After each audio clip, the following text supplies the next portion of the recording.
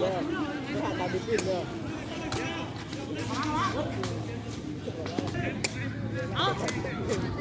ไอ้ฟิวเจอร์เนี่ยดิฟิวเจอร์แค่ตัดผมไปนะถึงตัดผมขโมยผมไปนะตัดเป็นแล้วตัดเป็นแล้วไอ้ดีตัดเป็นแล้ว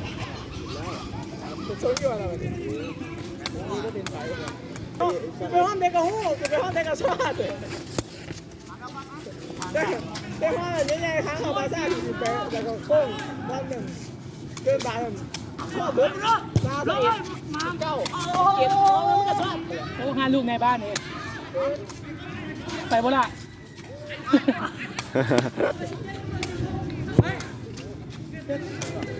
อ้ามเลย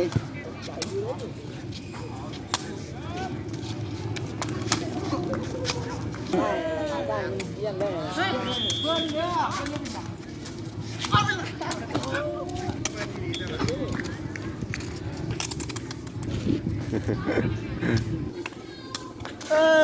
ขัด